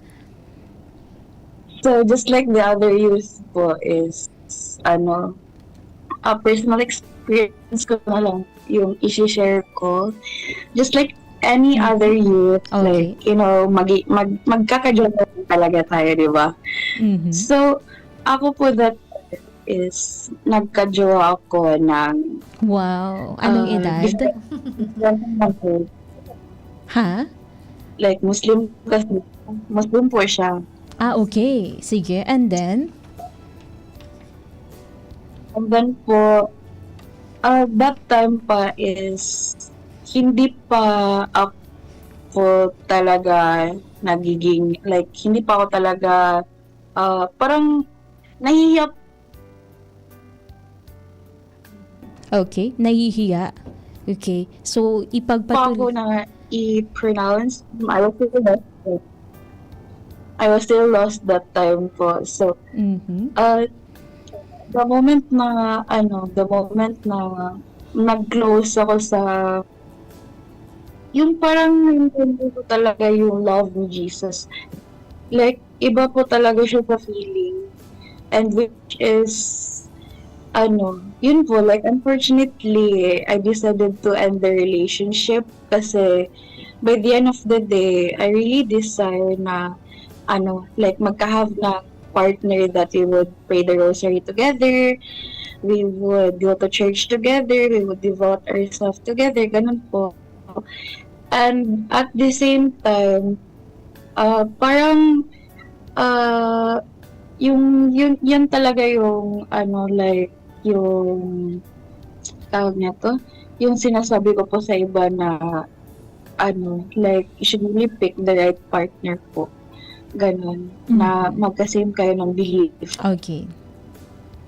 So, marami kang na-encounter na difficulties when it comes sa relationship with other religion. Tama, Ate Chris. Muslim. Pero ngayon, Barkadang Aloysa, kayo pa ba or hindi naman na? Hindi na po. I decided to end the relationship kasi yun nga, I mean, he did respect naman my beliefs and he knew how religious I am. But along the way, mahirap kasi pag ipagpatuloy yung relationship if sa belief alone is hindi kayo same. Ba? And yun, like it maybe just the grace of God siguro na that relationship made me draw closer to Him. Na what I'm praying, yung Panginoon na sinasamba ko at pinaniniwalaan ko is siya talaga. Jesus is the way, the truth, and the life po talaga. Kasi whenever I explain things to Him, parang mahirap i-explain yung feeling sa isang hindi mo, kumbaga, hindi kayo same ng paniniwala ba. So sabi ko na, it's better for us to end things and at the same time, yun, like, mas naintindihan ko yun, mas nararamdaman ko yung pagmamahal ng Diyos at some point, ganun po. Okay, so I guess marami tayong listeners na Muslim, may mga ni-encounter din ako and other religion po. Kumbaga, hindi naman tayo against to them, pero at least may mga natutunan tayo sa kanila, 'di ba? So, yun naman yung pinaka-importante doon, na yung natutunan natin pwede natin i-apply sa ating sarili and we can share it to others. And maganda kasi based sa experience na talagang ibinahagi ng ating mga bisita ay talagang marami tayong natutunan, 'di ba? Sabi nga nitong viewers natin, si Ate Cha, relate po, mas nauna sa akin sa convent mga youth na meet ko sa pag-serve. Okay? Sabi naman ni 844, ganda ng, sabi ni Zoe Remery, ganda ng topic. And sabi ni 844, nakaka-relate po ako sa mga sinasabi ng mga bisita mo, Ate Jan, since from the heart po talaga ang sinasabi. So yun talaga naman talaga ang pinaka-the best kung galing sa puso ang mga sinasabi. And di ba hindi naman importante talaga kung magkakapareho ang religion natin, but of course yung teachings nga, di ba? Stand firm and stand firm in your faith. Syempre, yung kasi Ate Jen, may mga I can understand also si Aloysa. Mahirap kasi talaga syempre. Yes. Although yung ating mga brothers and sisters in other religion, they have their own way of expressing their of worshiping. Yes. And tayo din, meron din tayong sarili. Minsan talagang mayroon talagang conflict. Magka-clash din talaga. So, instead na masira yung relationship ninyo, I think it's better na nag-part ways sila. So, they respect each other. Yes. So, siguro, yun sa partner niya, before, priority din niya yung kanyang belief. Yes. And si Aloysa din, meron din si Lord na sinasabi sa kanya. And at least, you end up na maganda. Diba yung pag-hiwalay nyo. And yung naka-center talaga, yung hinahanap mo talaga is a more closer relationship with the Lord. Yun naman ang importante. And yun din ang nakikita ko talaga kay Barkadang Aloysa, kasi parang masaya siya ngayon, nakangiti, and very happy sa kanyang sharing and sa pag-vlog and ayun yung grupong The Feast, 'di ba? So parang mas nakakabuelo siya, nabibigyan siya ng panahon para doon sa gusto niya talaga na walang kadiskusyon, 'di ba? Tsaka maybe one day bibigay si Lord na partner. Baka meron na ngayon. Meron na ba ngayon, Barkadang Aloysa? Sabi naman nito ni Barkadang Aloysa, Miss Jan, napaka-personal ng question mo. Hindi naman, okay? So, meron pa tayong halos 30 minutes for this program. We're so happy, no? Diba, Ate Chris? Yes. Kasi parang namumulat tayo sa tradisyon na meron ang simbahan na dapat mas naiintindihan ng young people kung paano din natin ito isa sa buhay, diba? So, at this point, meron tayong tinatawag na Tugon sa Jóvenes, Tugon sa Imo, Tugon sa Gabos. Ayan. So, napakaganda ng mga topics natin ngayon, yung pinag-uusapan natin ngayon. Pero, gusto ko lang din magbigay ng additional reflection and catechism, kasi tinuturo sa ating simbahan, tinuturo ng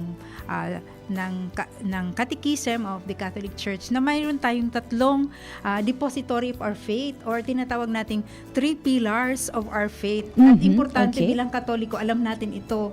So yung una, yung sacred scripture, 'di ba? Doon tayo, yun talaga yung pinagmumulan lahat ng mga knowledge natin about kay Lord, yung mga pangyayari noong unang panahon, noong unang tipan, pangalawang New Testament, and then yung mga works of the apostles. So mababasa natin yan doon sa Bible, the sacred scripture. And because of our constant or being familiar with the Word of God, lumalalim tayo sa ating pananampalataya. But other than that, also the Catholic also teaches us that there's also another a source of our faith, at yun yung tinatawag natin na magisterium, yung mga teachings. Anong magisterium? Okay. Yun yung mga teachings ng ating mga yung mga una nating mga fathers of the church. Sila yung mga expert sa pag-aaral ng theology ng mga ano yan. So they put it into writing. So yun yung tinatawag na teachings of the church, the magisterium of the church. So doon marami tayong matututunan if we will continue to seek deeper of our faith. Ayan, mayroon tayong catechism. So doon malalaman natin ano ba tong mga tinuturo sa Biblia at paano ito maisa sa buhay. So marami din tayong mga iba't ibang expression of our faith. At yung pangatlo na pillars of the Catholic Church is the traditions. Our tradition, yung mga pinag-uusapan natin, bakit importante yung mga traditions in motivating us to become more closer to the Lord. Kasi yung mga traditions na to that was handed on to us, even during the time of Jesus, di ba? He was also faithful with the traditions. Opo. So, merong mga tradition yung mga Jewish people that time na kailangan ding sumunod ni Lord. Pero these traditions are being purified. So yun yung importante ngayon para sa ating mga kabataan, na kailangan yung pagsasabuhay natin or pagsunod natin yung mga religious traditions na ito, kailangan talaga na i-purify siya. Kasi along the way, minsan yung mga traditions nahaluan natin ng superstitions. Narinig ko yun kanina kay Princess. So pag naghalo yung traditions and superstitions, ano usually ang pwedeng mangyari pag naghalo siya? Hindi yun pure. Di ba? Halimbawa, halimbawa, isa sa mga superstitions na madalas nung mga unang panahon, nung mga unang mga lolo natin, na pinapractice yung pagkamay patay. Di ba? Pagkamay patay. Yes, may nagdadasal tayo for the dead, for the repose of the dead. Pero at the same time, nagdadasal ng rosaryo, pero at the same time, makita natin na may sinusunod silang mga superstition. Bawal maganito, bawal maganyan. And then, nowadays, marami na po tayong teachings. If we will only search for that, maraming mga blogs ng mga pare, ng mga theologians about on how we will take traditions and purify it. Kasi mayroong mga bagay na dapat alisin na natin. So, para diretso tayo kay Lord, walang halong mga superstitions. Kasi yung superstitions is a sin, di ba? So, sabi nga ni Princess kanina, may mga superstitions yung mga ninuno niya, yung mga lolo niya, which really affects yung faith. Ayun. So itong mga traditions na to, which is being handed on to us, yung pagbabalasal ng rosaryo, yung pagnonovena, hopefully tayo mga kabataan, makuha natin yung genuineness ng traditions na ito. Alisin natin yung mga hindi makakatulong sa ating faith at tingnan natin yung meat, yung kumbaga yung laman ng mga traditions. Halimbawa, when we pray the rosary, kailangan alam natin, hindi lang ito bukang bibig, hindi lang ito repeated prayers or just a word of mouth. Pero pag nagpe-pray tayo ng rosary, at the same time, we meditate on the mystery. So doon nagkakaroon ng mas malalim na effect sa atin yung ating mga traditions. Ayun. Okay. So maganda pala talaga. Yun naman talaga ang maganda, Ate Chris, So yung hindi mahaluan ng hindi tamang paniniwala yung tradisyon. So may nakita akong new members from our guest for today, si Jeff Francis Manolang. Tama ba? Manolong? Dalawa silang nasa screen. Sige, bigyan muna natin sila ng panahon to introduce themselves. So we have Jeff Frances. Okay, go ahead po. Hello po. Ako po si Jeff Frances D. Manolong. We live in the Moncayo, Davao de Oro. We are Kairos Group Ministry. Okay. Siya. At ang iyong katabi po ay si? Sino ba ito? Maganda din. Go ahead po. Ayun. Hindi namin marinig. Ayun. Okay ba yung audio nila? Barkadang Jerome? Ayun. Medyo dapat lumapit sa microphone siguro po. Ano? Okay. Sige, try again po. Sige, subukan ulit natin. Hello? Ayun. Okay, go ahead. I live in Moncayo also. Then, Kairos Mission Group also. Ayun. Okay. So, welcome po dito sa programang Barkada ni Jesus sa DCGB Legazpi Albay. Ayun. So, we're happy na kahit hindi natin nasimulan yung program, nakasama kayo, at least nakahabol, di ba, Ate Chris? Oh, yeah. So, kaya lang, very short na lang yung oras natin. We only have 30 minutes. Pero, can you share kung kamusta kayo, and ano yung pinagkakaabalahan nyo po, and ano yung usually na masishare nyo regarding sa tradition ng simbahan? Okay, go ahead po, Jeff Frances. Okay lang po. We bless na nandito po. Ininbita ninyo. Then, masasabi ko lang about sa Catholic, like mga tradition sa Catholic. May narinig ako kanina yung pagpasok pa lamang namin about sa Rosary. Yes, it's amazing, Jude. It's amazing for praying the Rosary, and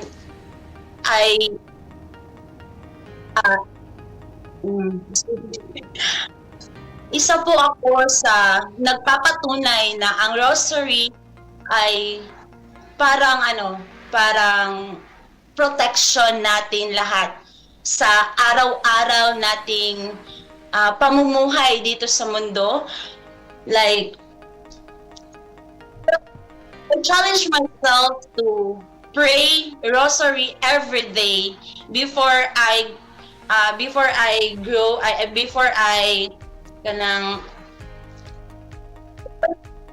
po namin sisimulan ang mga gawaing bahay. Inuuna ko po talaga ang pag-pray ng Rosary, especially ngayon, the veil also, ang pagsusuot ng veil as a woman. Napakaganda po. As in, napakaganda. Hindi lang palang, ano ba yan? Bakit ga susuot ng veil, ganyan, parang manang naman, ganyan. No, it's amazing because we are,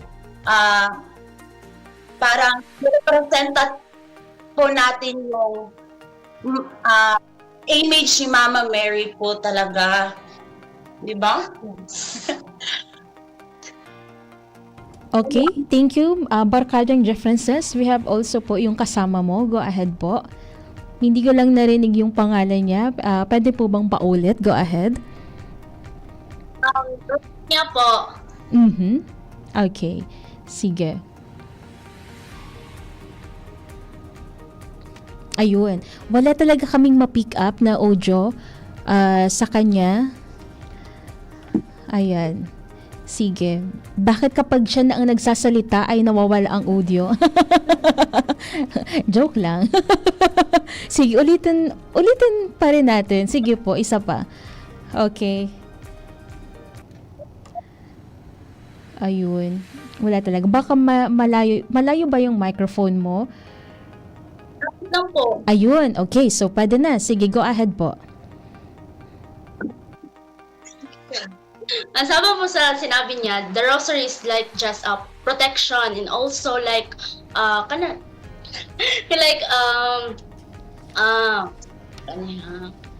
Protection. Okay. And then? our faith also is challenging our faith because sometimes meron talagang day nga nagdalawang isip ka nga, ano ba to, magpa-pray ba ako ngayon o hindi? Like that. It's very challenging to our faith also. And the wearing the veil is not for only the old woman can wear also, but also young people like us, a Catholic youth. And it's not shameful. Dili siya shameful jud nga kuan mag-suot og veil. Ayun. So, do you have a preferred time or scheduled time to pray the rosary? Meron ba? Yes po. Day in four mystery, right? Yes po. In the four mystery, we are praying one day. One day. Ayun. Mystery, ay joyful, sorrowful, glorious, and luminous. Ayun. Isa lang sa'yo, Ate Chris. Okay. So, paano nyo nakikita yung iba na nagsasabi na, uy, luma na ang ganyan na tradisyon? Ano ang usually na nagiging reaction nyo? Ang reaction po namin kasi, like for example, kung magsusuot kami ng veil, then tapos we are the young people, parang ang tingin nila sa amin, ano ba yan? Pero pinababayaan na lang namin tapos wala. Okay. This is not This is to God. Ayun. Yan lang po. Ayun. Yan po kami masasabi sa kanila. Oh. So hindi naman usually naaapektuhan yung activity nyo, yung usual na ginagawa nyo as a Catholic and to follow the tradition ng ating simbahan. Hindi naman ba? Ayun. So, po yan namin para po ma-inspire din ang iba. Yes ayun. po. Yes. So yun talaga ang good news ngayong hapon, Ate Chris, 'di ba? Yes. Okay. So thank you so much. Okay. So siguro sa last part ng ating program ngayong hapon, ano ang mensahe nyo sa mga kabataan na natatakot yakapin ang kanilang pananampalatayang Katoliko dahil baka pagtawanan sila ng iba? Ano usually ang masasabi nyo as a vlogger, as a young people, and kayo mismo na gumagamit ng different platforms, ano ang pwede nyong imungkahi o mensahe sa mga nanonood, sa mga nakikinig, para at least imbes na isipin na ito ay luma na, kundi bago para sa kanila? Sige, we have Barkadang Princess. Hello mga kabarkada. Narinig po ba ako? Yes po. Go ahead po. Loud and clear. Yung pasasabi ko talaga sa mga kabataan ngayon na we feel like updated na yung mga ginagawa namin. Yung kami nagpapa-revive talaga sa tradition natin. Here, like us, is for all the youth. I really want them to be firm talaga. Kasi hindi siya basta-basta eh. When you, maging serious ka sa faith mo, marami talagang di thought na pag-close ka na kay Lord, wala nang mga struggles, wala nang mga challenges. But the truth is, mas dumadami talaga. So, for the young people, ang masasabi ko lang talaga, if you want to, yung gusto mong magiging more deep yung relationship mo kay Lord, kailangan mag-ano kayo talaga kay Mama Mary, mag-devote ka talaga kay Mama Mary, kasi Mama Mary, makakatulong talaga siya in our relationship with God. Ang laki ng tulong ni Mama Mary. Kasi, hindi ako makakarating kung saan ako ngayon without the help of our Blessed Mother. The moment na nag-devote ako kay Mama Mary, na-realize ko, na-feel ko talaga, parang mas na-feel ko si Lord. Especially when we are in a state of sin or mortal sin. We really need Mama Mary's help na it is the hindrance kasi when we sin, nandiyan kasi yung mga kasalanan natin na maririnig directly ng Lord yung prayers natin. So we need intercession of the Mother Mary. If you want to start to get closer to God, first step is to know Jesus first. Be friend with Jesus first. Sabi na ng isang pare, if you want to get closer with Jesus, then be friend with Jesus. You have to know Jesus. You have to seek Jesus.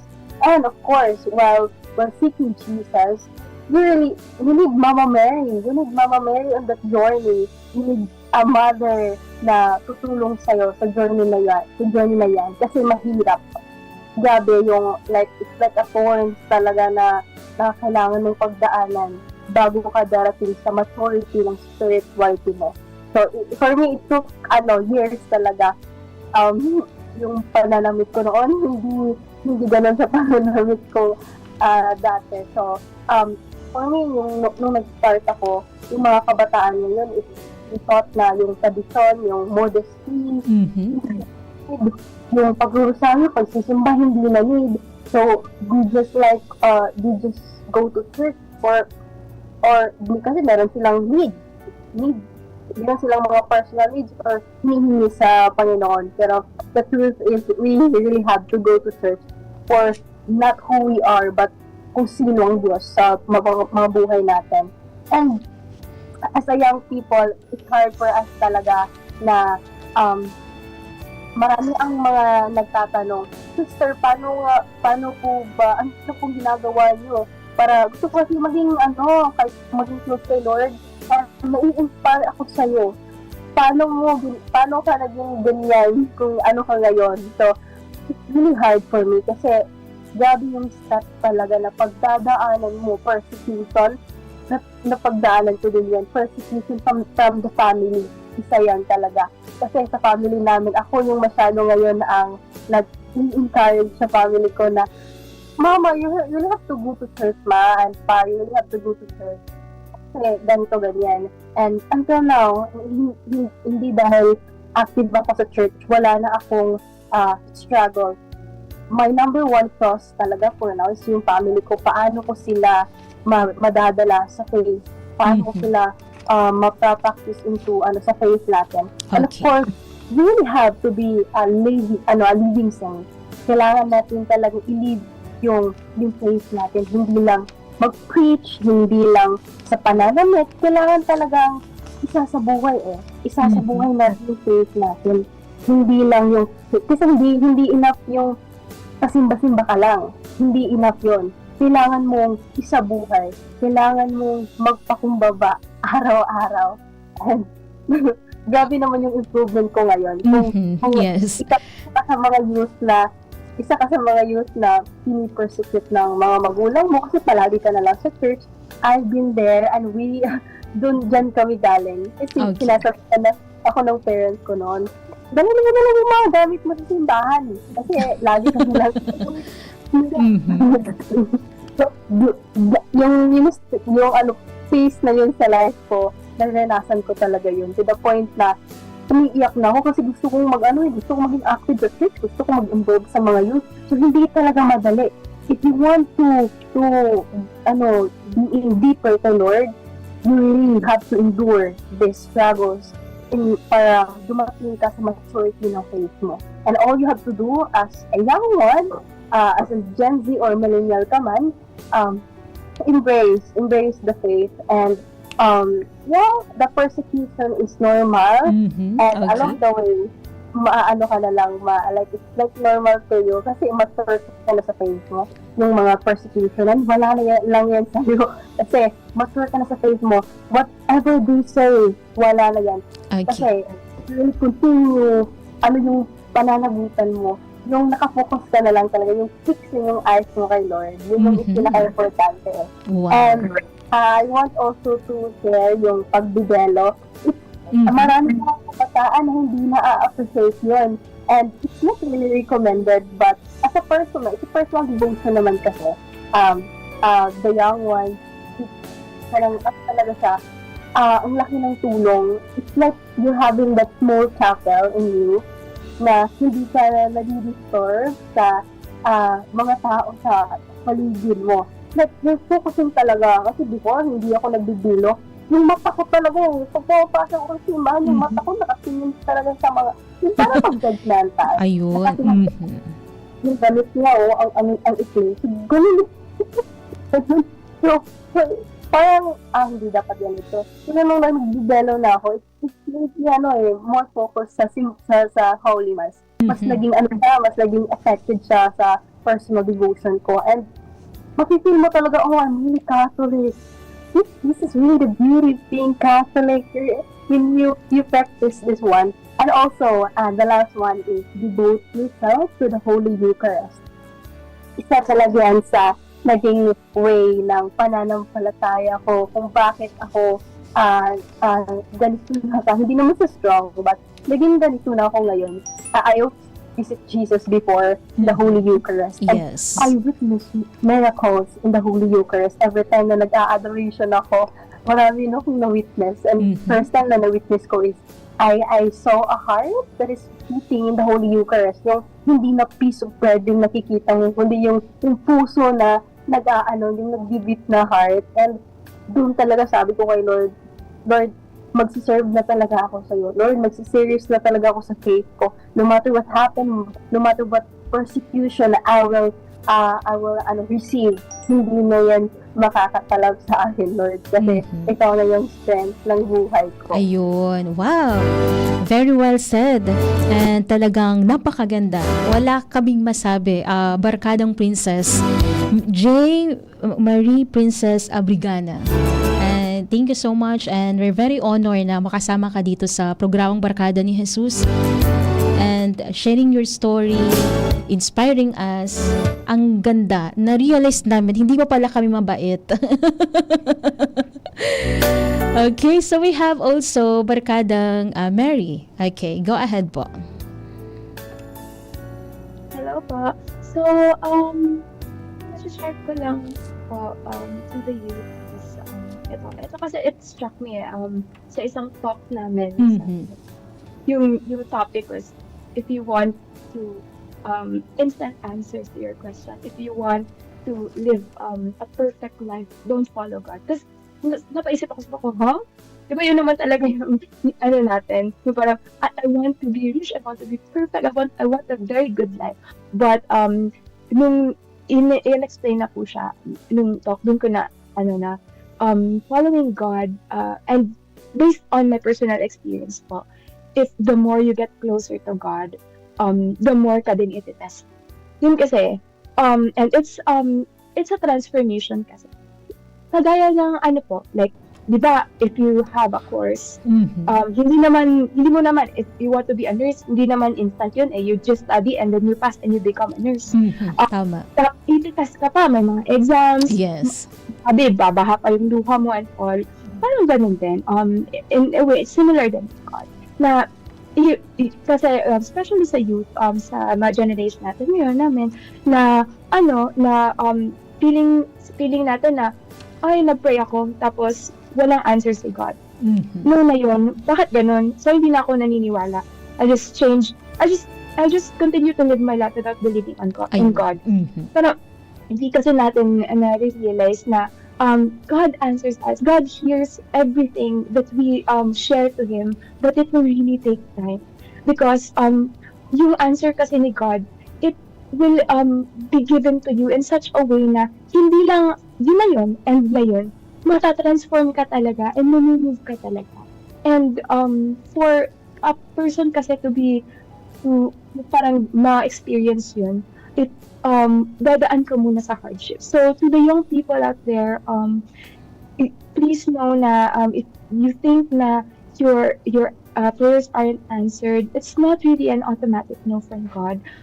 Sometimes our prayers and our yung mga dreams natin, it happens years after, just like mine na it took me 10 years to for my dreams to parang reach ganun. So just continue to believe in God and things will really Okay, Barkadang Neri, thank you so much, and talagang minulat mo kami sa katotohanan na walang instant sa mundo. 'Di ba, partner, Ate Chris? Yes. Oo. So talagang kailangan nating magtiyaga. May hardship andyan talaga. Hindi pagtulog mo kinabukasan may resulta na wala. Kailangan talaga natin na mas malalim pa yung prayers natin. At the same time, we did actions of course. Gaya ng ginawa ni barkadang Nona Neri na talagang naghintay siya, nagtiyaga, dumaan sa maraming pagsubok. At ngayon, maganda na ang kanyang pinagdadaan. Kumbaga, lumampas na siya doon, partner, sa hardship na na-experience niya before. At kitang-kita natin sa kanyang mga mata, sa kanyang smile na napakasaya. Yes. Thank you so much, Barkadang Neri. Okay, we have also Barkadang Aloysa. Okay, Barkadang Aloysa, your takeaways, go ahead po.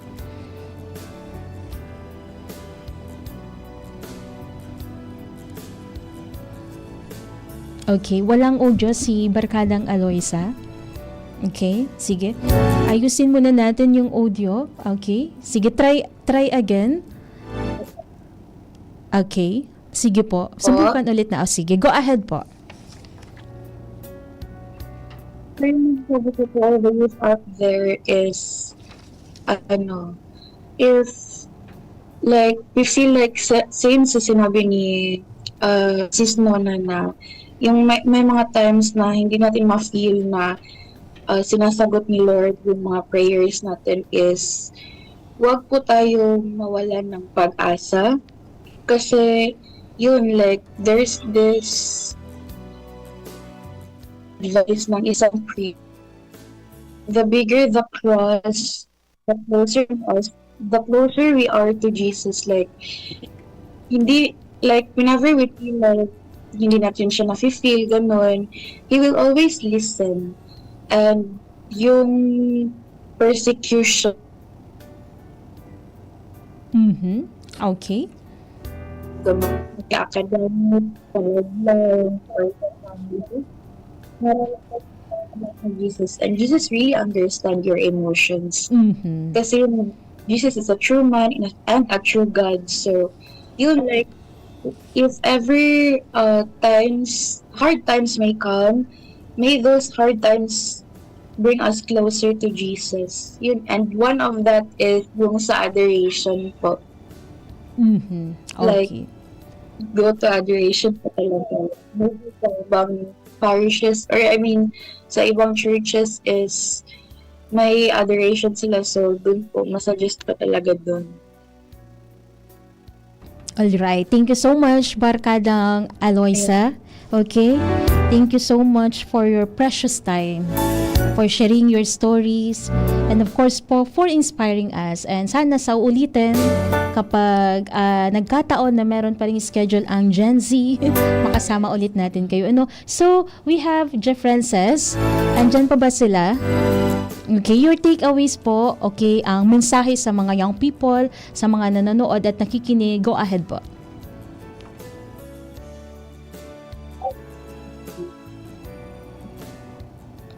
Okay, wala kaming naririnig. Okay, sige, wala pa rin po. Okay, Barkadang Jerome. Okay, wala. Naka-on ba yung microphone? Sige, try again. Subukan ulit natin, baka pumasok. Hello? Yun, okay, go ahead. Sige po. Okay. So, para sa akin, love our faith. Love our faith? So, kung mahal natin ang ating faith, like, love our faith to God. Kung mahal natin si Lord, lahat ng pagsubok sa buhay na ating pinagdaanan is kung love mo lang si Lord, like for example, kung sa mga bully or sa mga tingin sa mga tao na iba ka dahil ginagawa mo ito ng mga tradisyon, pero kung mahal mo si Lord, lahat ng yan is di mo na maiisip lahat ng mga sinasabi ng mga tao.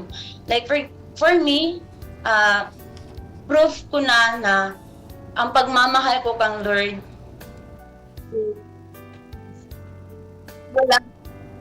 walang sawa.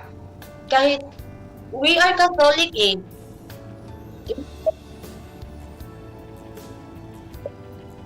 Mhm. We are unique also. Catholic is boring. Prayers like that. Pero kung ikaw mismo ang susubok, like for example, there is a worship to God. Meron yan sa Catholic. Eucharist, meron yan sa Catholic. Ating subukan kung ano talaga, kung ano talaga ang nasa Catholic. Worship, Eucharist, also Sunday, also there is of God. Pag ikaw focus tayo sa Lord, di ba? Okay. Sige, thank you so much, Jeff Frances. Okay, pakinggan din natin ang iyong katabi. Go ahead po. Ilapit lang natin yung camera para marinig natin. Sige, go ahead po. Kasi mga Gen Z, it's okay to be unique because it's okay to be unique if you want to serve God. It's okay. It's not... Tagal pa lang ko. It's okay to be unique. And then?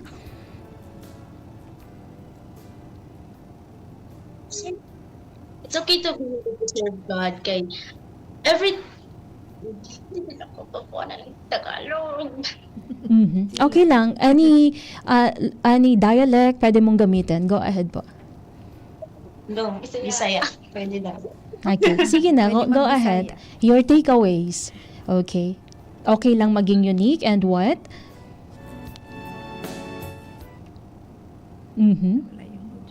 Yung nawala yung audio niya. Okay. Hello? Sige, go ahead po. Okay na ulit. Kasagaran mo sa Gen Z is like, kanang sundog-sundog sa uso, kung say uso, it's okay to be unique. Kung unsa jud imong gusto, then sunda. If you want serve God, then serve God. If you want pray the rosary, then pray the rosary. If jud mahugod ang imong faith jud, then sunda na sa imong heart. Follow your heart. Ayun. Yun naman talaga, follow your heart. Basta galing sa puso ang pag-pray, pag-serve kay Lord, yun na yun. So, thank you so much. Thank you also, Jeff Frances, okay, sa paghabol, sa pagsabay, sa programang Barkada ni Jesus. We appreciate you po. And hopefully, sa future, makasama ulit namin kayo, okay? And dahil dyan, deserve natin ang... So, ang saya-saya namin.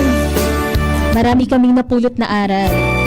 And aabangan namin yung mga siguro pwede nyo sa amin isend ang link kung meron kayong copy ng iyong vlog, ng story, para naman ma-share din namin. And of course, mapanood din namin, di ba? So, thank you so much, Princess, Mary, Aloysa, Jeff Frances, and yung katabi ni Jeff Frances. Thank you so much for sharing kahit Bisaya ba yun, Ate Chris? Pero naintindihan ko, yes. So, once again sa mga kasal, sila po ang Gen Z Marias from Archdiocese of Cagayan de Oro. Ayun, nakaka-proud ang mga taga Cagayan de Oro. Nanonood daw si Michelle Ann Balais. Watching here, Nona Neri, J, Marie, and Aloysa. Okay, si Stephanie, andito pa. Sabi ni Rix Maria Villamor, very inspiring, Jude. Hope daghan ang masunod ninyo, sisters.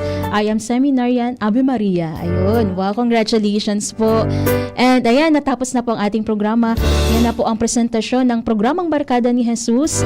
Ang episode po natin ngayon ay napakaganda and sana marami tayong natutunan, especially babad na babad po tayo sa technology. Maraming platforms na ginagamit. Sinusundan natin yung iba-ibang nauuso sa social media, yung mga pananaw ng tao, pero sana partner, Ate Chris? Sana ay huwag nating kalimutan ng napaka-importanteng bagay yung mapalago ang ating pananampalataya. So we can use all the different platforms na uso ngayon, but then we have to link it to our faith para mas maraming ma-educate, Yes. mas maraming makatechize. Tama, okay. Kaya naman, abangan po giraray nindo ang programang Barkada ni Jesus sa masunod na Sabado. Alauna sa kadalas-tres ning pagkahapon. Ako po si Jenny Matthew Balyaran, mabalos sa pagantabay. Bye-bye. An oras hatod sa Indokang. Plemex for Kids. Mommies, agapan agad ang ubo at plemang nakabara. Pambatang lagundi.